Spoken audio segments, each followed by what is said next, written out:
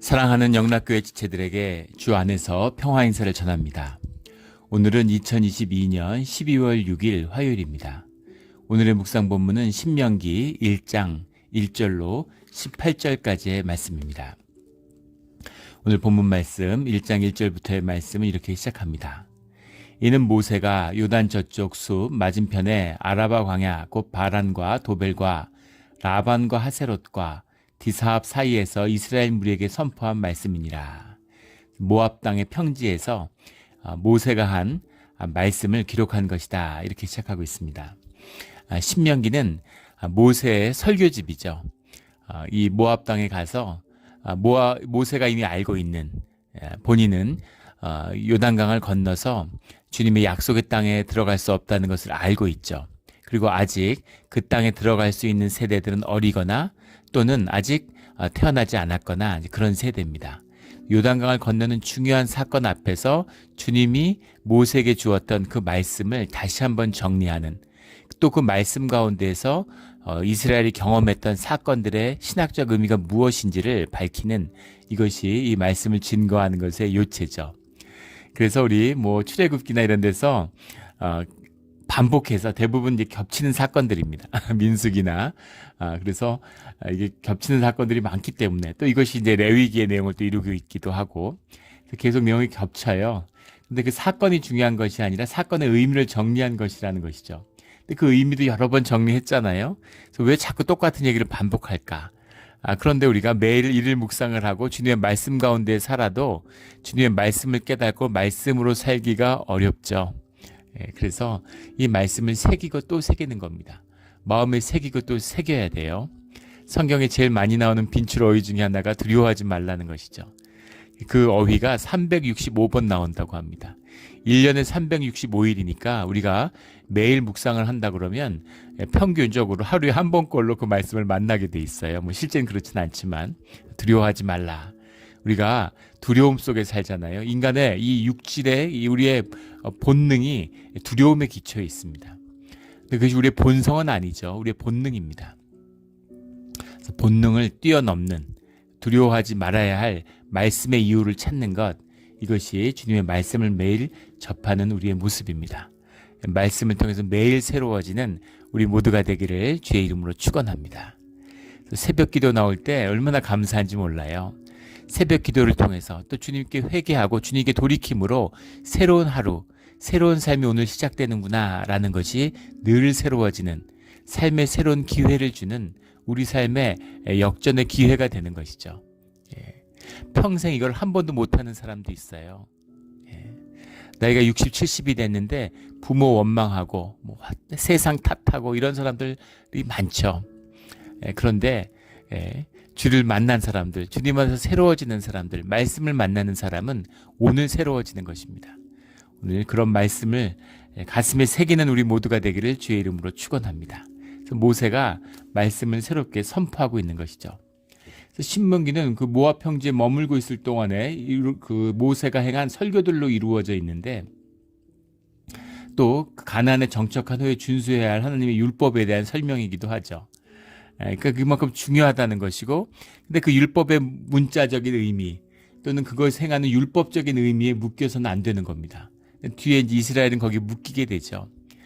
그것을 붙잡아야 하는 이유는 그 가운데에서 하나님을 놓치면 안 되기 때문이죠. 하나님의 말씀을 놓치면 안 되기 때문입니다. 우리 예전에도 나눈 적이 있죠. 수도원에 한 원장님이 있는데 산책을 하다가 길 잃은 길고양이를 한 마리 가져왔다는 거예요.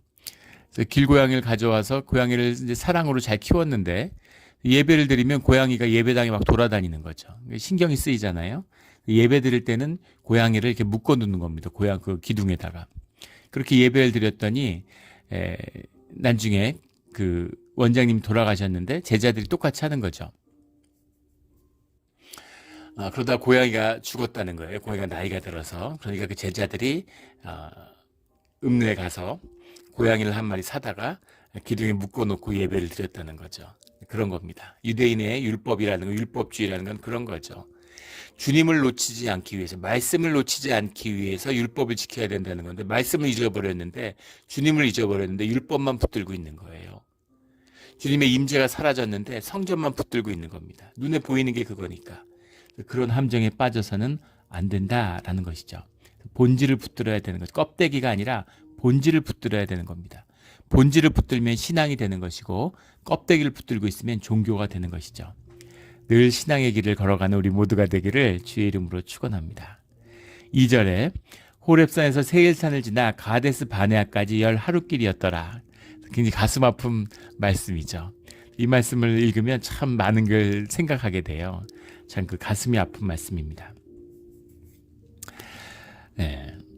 호렙산에서 가데스 바네아까지 10하루길, 보통 하루에 한 20km 내지 24km 정도를 가는 것이 맥시멈이라고 그러죠. 군대에서 훈련소에서 보통 행군할 때 처음 군대 오면 훈련소에서 한 20km 정도 행군합니다. 한국에서 군대 갔다 온 분들은 다 기억나시죠? 그래서 군대 생활하면서 이제 훈련을 받으면 한 30km 정도 보통 일반 군인들이 행군을 하죠. 행군할 때, 군대 훈련할 때. 그리고 특수부대, 뭐 특전사나 해병대 이런 데가 40km 행군도 하기도 하죠. 뭐 특전사 같은 데는 40km씩 뭐 열흘, 뭐 만리 행군 뭐 이런 것도 한다고 들었어요. 그런데 지금 아이들 데리고 소떼, 양떼, 뭐 염소떼 데리고 가는 거잖아요. 20km 정도가 한계인 것이죠. 20km면 여기 지금 우리 동네 피지 그 파시픽 그로브에서 우리 교회가 있는 제가 사는 데서부터 마리나까지 그러니까 한 5km, 24, 5km 됩니다. 여기 하루에 두세 번도 왕복하는데 도로가 있고 차로 다니니까 사실 굉장히 가깝게 느껴지지만 예전에 이제 양치면서 걸어갈 때는 굉장히 먼 길인 거죠. 그렇게 걸어서 10하루길이에요. 그러니까 굉장히 사실은 아무것도 아닌 것이죠. 그러니까 사실 여기서 샌프란시스코 정도 되는 거리입니다. 우리 동네에서 몬트레에서 샌프란시스코 정도 되는 거리인데 걸어서 10하루길인 것이죠. 요즘은 뭐 차로 몰고 가서 한 2시간 반이면 가겠지만은 근데 그것을 걸어서 10하루 갈 수 있는 길을 40년을 간 겁니다. 우리 인생이죠. 세월을 아껴야 되는데 맨날 맴도는 거예요. 주님은 급하실 게 없죠. 영혼 가운데서 우리를 바라보시는데 우리는 육신을 입고 있고 현상 가운데 살아가니까 이 육신의 시간이 이 3차원의 시공간의 시간이 다 떠내려가는 것이죠. 40년, 10하루면 갈 길을 40년을 돌고 돌아서 가게 되는 것이죠. 우리 주님의 말씀 가운데에서 세월을 아끼는 우리 모두가 되기를 주의 이름으로 축원합니다. 이 신명기의 말씀이 이제 설교의 말씀이다 보니까 이제 뒤에 다 편집이 된 것입니다. 당연하겠죠.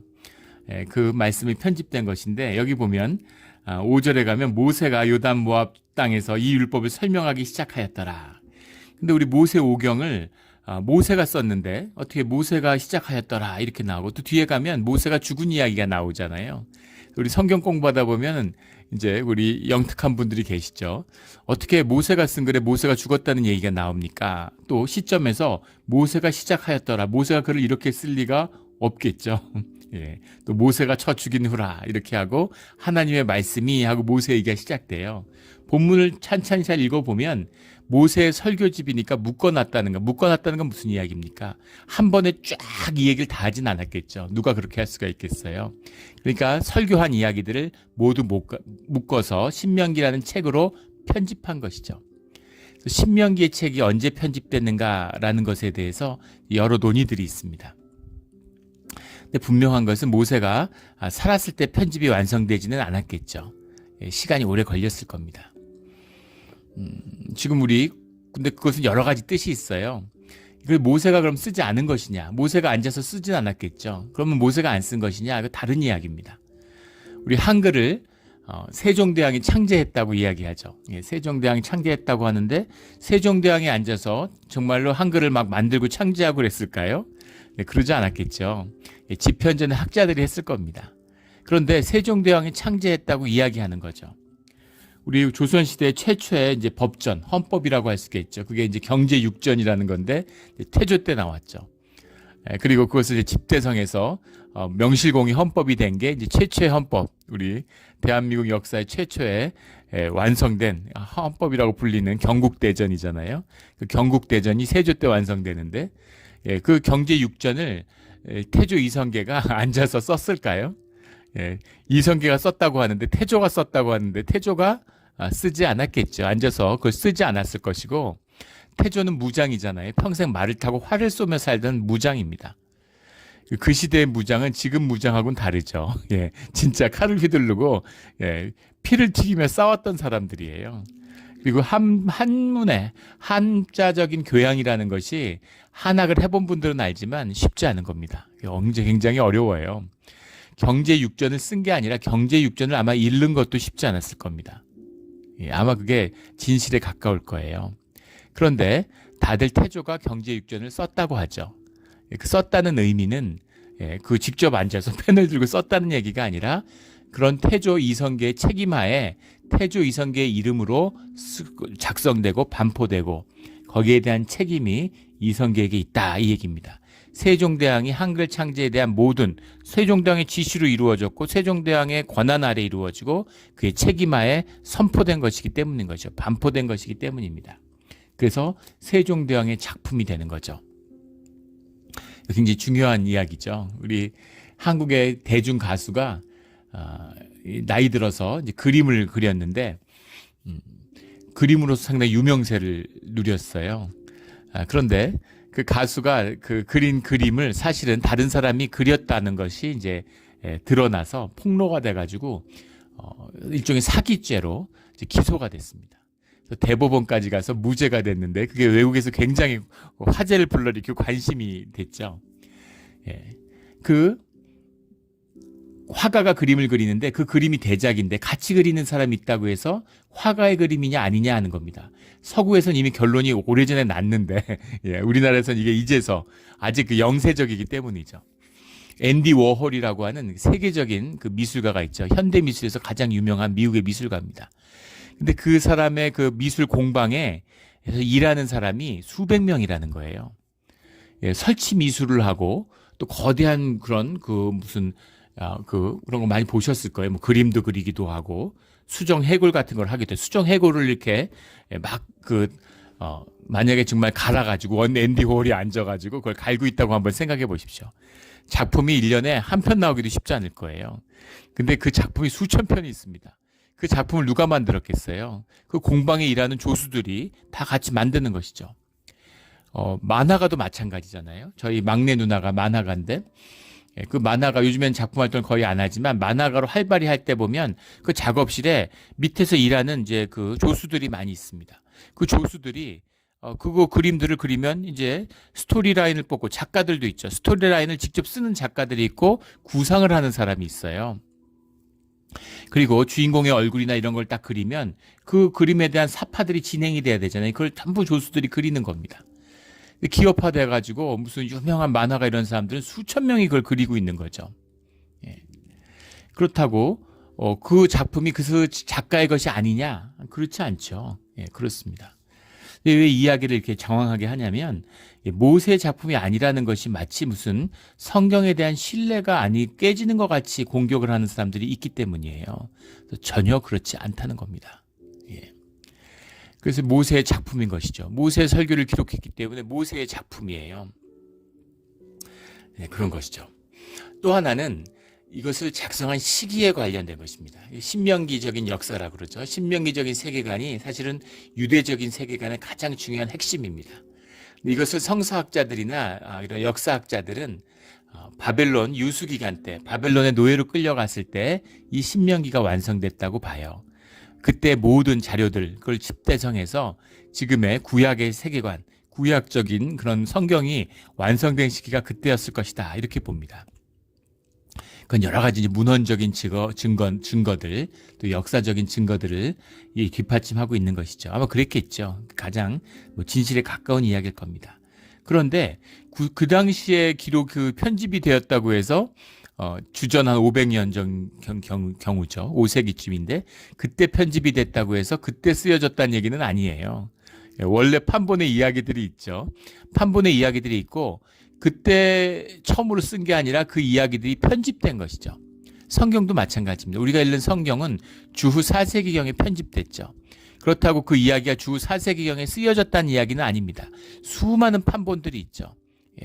1세기 전부터 주님이 있었던 그때부터 기록됐던 이야기들이 쭉 내려오다가 그것을 집대성에서 편집된 시기가 주후 400년이었다라는 겁니다. 그게 신약의 완성이죠. 구약은 사실은 가장 오래된 구약의 판본은 9세기경의 것이에요. 그럼 9세기경의 판본이면 9세기에 썼다는 얘기입니까? 아니죠. 끊임없이 그 당시에는 책이라는 것이 오래되면 다 썩잖아요. 그러니까 그것을 다시 쓰고 주로 그때 이제 양피에다 썼지만 양피에 쓰고 또 쓰면서 계속 판본을 바뀌는 것이죠. 그래서 우리가 현재 남아있는 것이 9세기의 것이다 라는 의미입니다. 그래서 그런 기록 연대나 또는 기록된 장소나 편집의 시기가 결코 성경의 권위를 실추시키거나 훼손하는 것이 아니라는 거예요. 이것을 굉장히 혼란스러워하거나 이런 것이 무슨 근대 어떤 학문의 성취인 것 같이 이제 그렇게 얘기하는 분들이 있다는 겁니다. 그런 것과는 전혀 다른 맥락의 것이다라는 것을 우리가 이제 기억할 필요가 있겠죠. 4절에 보면 그때는 모세가 헤스본에 거주하는 아모리 왕 시온을 쳐 죽이고 에드레이에서 아스타롯을 거주하는 바사랑 왕을 옥을 쳐 죽인 후라. 헤스본은 아모리의 수도니까 헤스본에 거주하는 헤스본의 이제 맹주인 아모리 왕 이렇게 되겠죠. 에드레이에서 아스타롯을 거주하는 바사랑 옥을 쳐 죽이니라. 이건 무슨 이야기일까? 아스타롯의 바사 왕인데 에드레이에서 쳐 부쉈다 이 얘기죠. 민수기 21장에 잘 나오는 내용입니다. 5절에 모세가 요단 저쪽 모압 땅에서 이 율법을 설명하기 시작하였더라. 구체적으로 그 시기와 장소를 점점 좁혀가서 모압 땅, 모압 평야에서 이 율법들에 대한 설명을 시작했다. 이렇게 쓰고 있는 거죠. 그래서 그 말씀을 이제 주님이 들었던 말씀을 선포하기 시작하는 거예요. 7절에 아라바와 산지와 평지와 네겝과 해변과 가나안 족속의 땅과 레바논과 큰 강 유브라데까지 가라. 레바논 이런 건 하얀 산, 지금도 레바논이 있죠. 만년설이 있고 나무가 우거진 중요한 이것이 이제 북동쪽의 경계는 이제 유브라데, 팔레스타인의 경계이기도 하죠. 유브라데까지 강까지 가라 이렇게 얘기하는 거예요. 유브라데 강이 지금의 이제 그 터키 지역, 아나톨리아 지역에서 기원하는 그 시대의 사람들은 에덴 동산에서 이 유브라데 강이 기원한다고 믿었습니다. 문명의 근원이 되고 역사적으로 가장 중요한 강이죠. 유브라데 강을 저도 가보진 못했지만 유브라데 강이라 그래도 잘 와닿지 않는데 유브라데 강이 이 얼마나 큰 강이냐면 동양에서 제일 긴 강이라고 그럽니다. 황하강과 양자강보다도 더 길다는 거죠. 저 유브라데 강 못 가봤지만 황하강과 양자강은 직접 봤는데 양자강은 어마어마하죠. 바다 같아요. 하도 커서. 근데 그거보다 유브라데 강이 더 큰 강이라고 하니까 엄청난 것이죠. 그 강. 그래서 하수 이렇게 이제 성경에 많이 나오죠. 또는 그 강하면 유브라데 강인 것입니다. 누구나 아는 그런 에덴강에서 기원했다 이렇게 사람들이 믿었다고 하니까 더 말할 게 없겠죠. 역사의 근원, 문명의 출발지가 유브라데 강, 인류 역사의 인류 문명의 출발지가 유브라데 강입니다. 유브라데 강, 그 강까지 가라 이런 말씀 받은 거죠. 8절에 내가 너희의 조상 아브라함과 이삭과 야곱에게 맹세하여 이 이스라엘에 대한 구원과 이 큰 출애굽의 사건, 이 뜻이 무엇인가? 주님이 아브라함과 한 약속이에요. 신실한 아브라함, 주님의 자녀 아브라함, 이 아브라함과 맺은 약속을 이삭과 맺고 야곱과 맺은 겁니다. 진실의 사람들, 주의 사람들, 이 약속을 주님이 기억하시는 겁니다. 그 약속을 반드시 이루신다는 거예요. 이게 주님의 약속입니다. 우리가 신앙의 길 가운데 주님의 약속을 받는 것이잖아요. 주님의 약속을 받는 겁니다. 근데 육신에 갇혀있고 육신의 눈으로 보면 그 약속 받으면 뭐예요? 어차피 내가 누리지도 못하고 경험도 못하는데 이건 육신의 사람, 영이 죽은 사람이 하는 소린 것이죠. 생명은 영원한 것이에요. 그리고 주 안에서 영원히 삽니다. 그리고 육신의 때 우리가 연약하고 부족한 때에 주님과 맺었던 진실하지만 그 부족했던 순간에 주님과 맺었던 그 진실의 약속, 이것을 주님이 영원히 기억하시고 주님이 성취하신다는 것이죠. 아멘. 이 주님의 약속이에요. 기억도 못하는 400년 전의 조상들, 아브라함, 이삭, 야곱, 그 인격과 주님이 맺은 그 약속을 주님이 기억해서 그 후손들에게 주리라 한 땅을 너희 앞에 두었다라는 거죠. 그래서 그 약속이 성취될 때가 된 것입니다. 너희 주리라 한 땅이 너희 앞에 있으니 들어가서 그 땅을 차지하라, 이렇게 얘기합니다. 보우 우레쉬라는 말인데 들어가서 차지하라, 이 말입니다. 보우하는 건 간다 이런 뜻이고, 우레쉬라는 말이 이제 차지하다라고 해석을 했는데, 무슨 빼앗아라, 탈취해라 이런 말이 아니에요. 차지하다라는 말이 이제 영어로 하면 포제스입니다. 포제션, 소유로 삼아서 이용해라 이런 말이죠. 그래서 이미 그 땅을 차지한 건 주님이에요. 주님의 땅이잖아요. 너희는 들어가서 그것을 다스려, 이 말이죠. 들어가서 그 유익을 너희가 누려, 이런 말입니다. 이것이 주님이 말씀하신 우레쉬의 참된 뜻이에요. 땅을 내 등기로 했다고 내 땅이 됩니까? 그 땅을 누려야 내 땅이 되는 것이죠. 이 차지한다, 이 깊은 비밀, 이 우레쉬란 말에는 깊은 뜻이 들어있죠. 주님과 함께하고 주님 가운데서 그걸 받지 않는 자들은 그 땅을 차지하고 이용하지 못해요. 누리지 못하는 것입니다. 돈이 있다고 돈을 누릴 수 있나요? 돈이 있는데 돈에 벌벌 떨고 돈의 주인이 아니라 주인 행세를 하는 것이죠. 돈이라는 건 영적 권세가 있죠. 그걸 다스리지 못하면 돈의 종로로 타는 것입니다. 그게 누구 소유로 되어 있다면 무슨 의미가 있어요? 그걸 내가 차지하고 다스려야 되는 것이죠. 영국의 수상이었던 처칠이 총리 경선을 하는데 상대 후보가 처칠은 평생 한 번도 돈을 벌어본 적이 없는 사람이라고, 처칠이 유머 센스가 있는 사람이니까 평생 돈 쓸 시간도 없었는데 언제 그 돈을 벌고 앉았느냐, 이렇게 얘기를 했다고 그래요. 뒤에 자녀들이 그런 삶을 살아야지. 정말 돈 쓸 시간이 없는, 돈을 쓰기에도 부족한 시간, 인생, 짧은 인생, 삶을 누려야 되는 거 아닙니까? 근데 노년을 준비한다고, 세상에 속아서 은퇴 준비한다고, 제가 알던 분도 은퇴 준비한다는 얘기를 10년 전부터 하다가 은퇴를 앞두고 은퇴를 하시기 직전에 돌아가셨어요. 올해 돌아가셨는데 그걸 보면서 안타까웠습니다. 다들 그렇게 생각하는 거죠. 평균 연령이 80이면 미국은 한 74년, 어제 발표된 거 보니까 세계보건기구에서 한국 여성은 세계에서 2번째로 오래 살고, 한국 남성은 5번째인가 6번째가, 그런데 세계 1위하고 한 1년 정도밖에 차이가 안 납니다. 미국은 많이 낮아요. 한국 사람들보다 한 6년 정도 남성은 평균 연령이 낮더라고요. 그런데 평균 연령은 살겠지, 누가 그렇게 보장을 합니까? 그래서 내가 그거 준비한다고 쌓고 쌓다가 써보지도 못하고 가는 것이죠. 누린다는 것, 이것은 사실은 더 깊은 의미죠.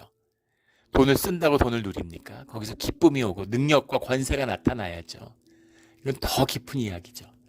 이것이 이 우레슈, 땅을 차지하라의 깊은 뜻입니다.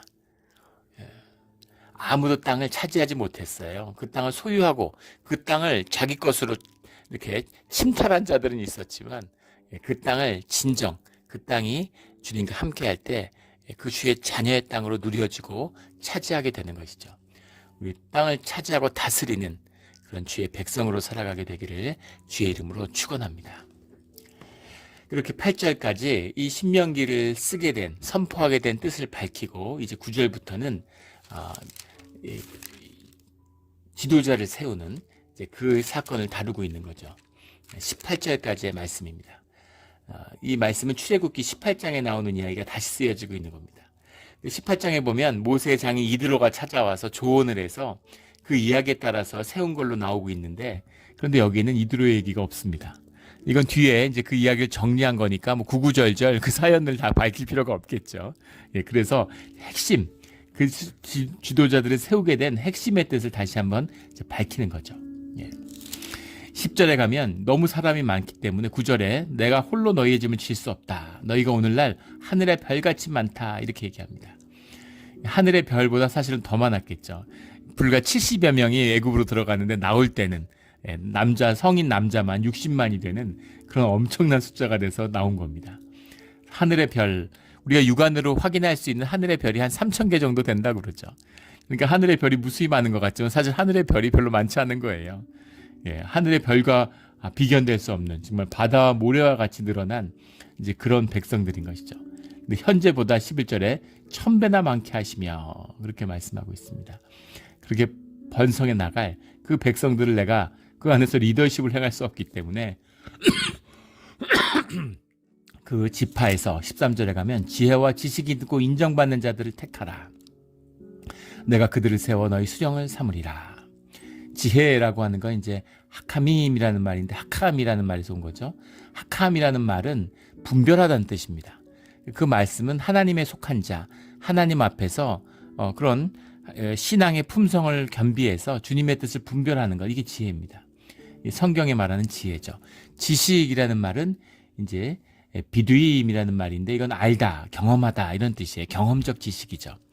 그래서 여기서 세워지는 수령들이 장로가 되는 것이죠. 장로님들이 나이가 많겠죠, 당연히. 장로들이 나이가 많은 것은 이 고대 농경사회에서의 경험과 지식이라는 것, 우리가 공부하고 뭘 배우고 박사과정 따는 게 아니죠. 무슨 컴퓨터를 실험하고 이런 게 아니잖아요. 인생의 경험이 풍부한 사람들, 그러니까 당연히 나이가 든 사람들이 지도자가 되기가 쉬웠겠죠. 그래서 이거 자연스럽게 장로라는 것이 우리 그 한자어에도 늙을 노자가 들어가 있잖아요. 나이 든 사람들이 이제 장로가 되는 것이죠. 인정받는 자들을 택하라. 그들을 세워 내가 너희 수령을 삼으리라. 사람들이 택했지만 사람들이 택했다고 수령이 되는 것이 아니라 그것이 세움을 받아야 수령이 되는 것입니다. 이게 영적 의미예요. 이걸 잃어버렸기 때문에 세상이 어지러운 것입니다. 이 구테타가 나는 나라들, 대부분 제3세계 나라들이 무너지는 것은 끊임없는 구테타죠. 구테타의 문제는 구테타가 났는데 구테타가 나니까 권위가 없잖아요. 그러니까 이 사람이 또 뒤집어 엎고 저 사람이 또 뒤집어 엎고 이러는 거죠. 그 대한민국의 주님의 축복은 군사정권이 있었는데도 구테타가 빈발하거나 그러지 않았다는 거예요. 그래서 정치적 안정을 이뤄냈다는 겁니다. 민주주의도 마찬가지죠. 민주주의라는 것은 사람들에게 민주적으로 선택된 절차적인 권익을 따라 권한을 위임받았다는 거잖아요. 그런데 그것을 사람들이 우습게 알기 시작했어요. 그런 권위가 무너져서 세상이 어지러운 겁니다. 그러니까 뭐 정치를 불복하고, 지금 대선이 끝나고 2년이 지났는데 지금도 그걸 받아들이지 않는, 미국의 대통령은 바이든이 아니라 트럼프라고 얘기하는 사람들이 미국에 여전히 수백만 명이 있다는 겁니다. 세상이 어지럽고 시끄러운 것이죠. 근데 그럴 수밖에 없는 거 아니겠어요? 그 절차에 동의를 못하면 그 권위에 동의하지 못하는 것이죠. 그런데 사람들이 택한다고 지도자가 되는 것이 아니라 지도자의 권위가 위임받는 것이 있어야 돼요. 미국의 정치적 안정을 이뤄내고, 미국이 지난 100년 동안 연 2%의 성장을 이뤄냈다고 합니다. 근데 연 2%면 아무것도 아닌 것 같지만 역사적으로 보면 이건 거의 혁명에 가까운 일이에요. 기적적인 일입니다. 근데 그 일을 이뤄내는데 물론 기술 혁신도 중요했지만 정치적인 안정이 미국의 번영을 이뤄냈다는 거예요. 그 번영을 이루어내는데 민주주의 역할이 컸다는 겁니다. 그러면 그렇게 200년 동안 성장해온 미국의 민주주의가 왜 이렇게 엉망진창이 되고 세상이 양분되어 있는가?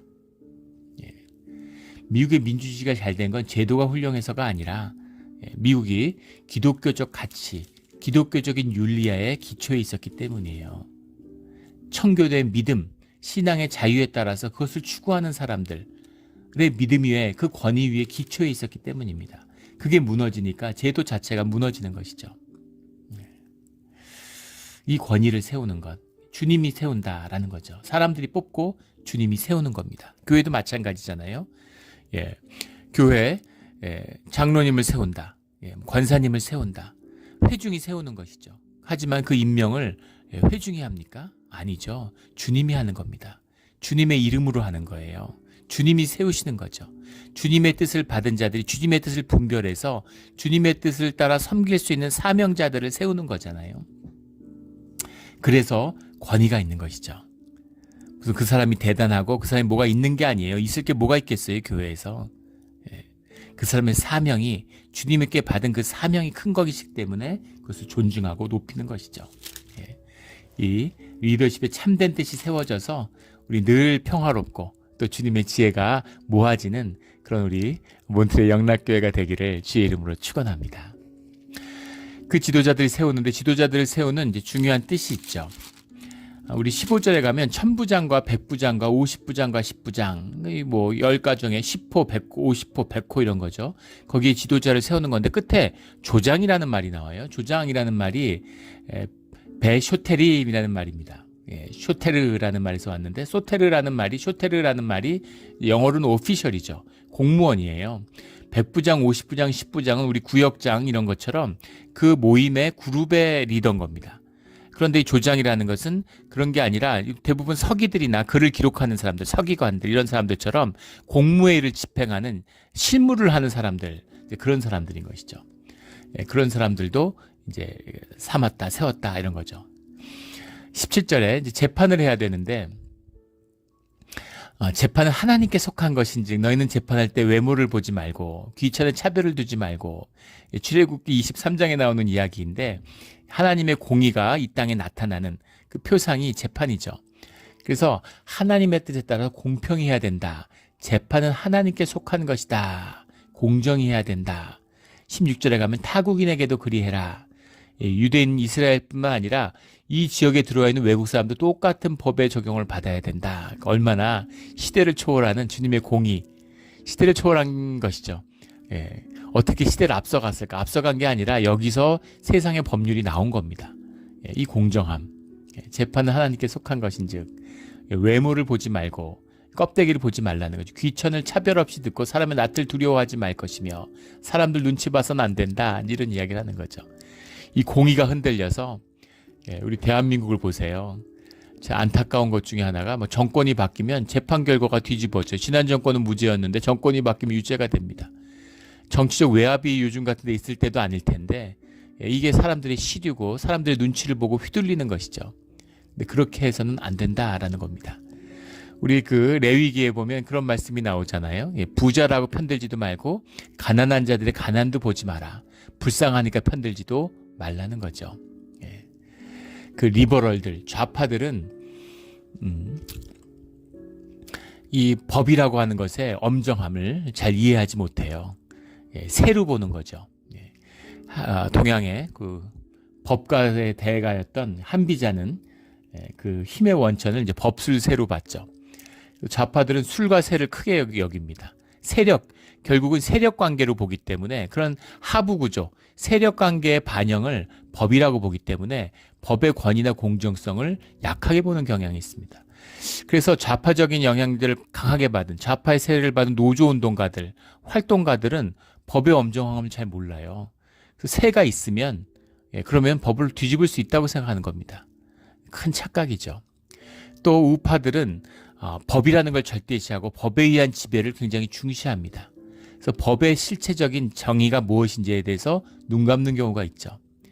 그래서 정말 그 레미제라블처럼 빵을 훔쳤는데 평생 감옥에 살게 되고 뭐 그때까지 갈 것도 없죠. 미국에서도 1970년대 그 샌프란시스코 우리 바닷가 앞에 있는 그 알카트레즈가 폐지된 게 그 이유잖아요. 빵을 훔치러 간 소년이 10대 소년인데 배고파서 빵을 훔쳐 먹었는데 그 빵을 훔쳐 먹은 빵가게에 있는 쇼핑몰 안에 우체국이 있는 거예요. 우체국은 연방시설이기 때문에 연방시설에 침입한 죄로 7년형을 살게 된 겁니다. 빵 하나 훔쳐 먹었다고 7년을 사는 게 말이 돼요? 근데 그걸 억울하고 그러니까 자꾸 도망치려고 그러다 보니까 그렇게 종신형이 돼버린 거죠. 도망치다가 몇 번 잡히고 이러니까 빵 하나 훔쳐 먹었는데 평생 감옥에 살게 됐어요. 이게 말이 됩니까? 법의 정신, 법의 실체적 정의를 놓쳤기 때문에 문자적으로 율법주의 같이 그것을 잃는 것이죠.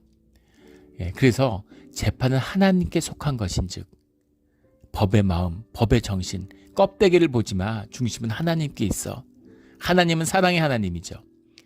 또 한국 요새는 기독교 또 리버럴이 판을 치다 보니까 칩그레이스가 넘치다 보니까 하나님은 사랑 그 자체인 것처럼 얘기를 해요. 하나님은 사랑이신 게 맞죠. 근데 사랑의 하나님은 아닙니다. 하나님은 사랑의 하나님이지만 공의의 하나님이에요. 사랑과 공의가 어떻게 함께 할 수 있을까? 우리 인간에게는 함께 할 수 없을 것 같은데 그걸 함께 할 수 있는 그 공의와 사랑의 하나님이 우리의 주님 여호와 하나님이신 거죠. 그래서 주님의 음성을 들어야 되는 것입니다. 주님의 말씀을 들어야 되는 것이죠. 이것이 우리가 기도해야 될 뜻이고 또 주님과 함께해야 하는 이유죠. 우리 이 말씀의 뜻, 우리 여러 번 반복된 말씀이지만 신명기를 통해서 주님의 말씀과 뜻이 새로워지는 우리의 신앙의 자리, 오늘의 이 자리가 되기를, 이것을 마음으로 이 말씀의 본질을 받으면 시대를 초월하는 주님의 지혜와 뜻이 함께하고 있는 것이죠. 또 그 말씀이 주님이시잖아요. 만복의 근원이 되시는 주님을 만나는 그런 우리 신명기의 말씀이 되기를 예수 그리스도 이름으로 축원합니다. 아멘. 기도드리겠습니다. 하나님 아버지 감사합니다. 우리 계시록의 말씀을 나누고 다시 주님 안에서 신명기의 말씀을 맞이합니다. 이 말씀의 뜻, 한 분 하나님이신 동일한 하나님의 그 말씀 속에서 주님의 우리에게 주시는 새로운 뜻, 새로운 길, 새로운 마음을 받는 복되고 귀한 시간이 되게 하여 주시옵소서. 감사드리며 예수 그리스도의 이름으로 기도드렸습니다. 아멘.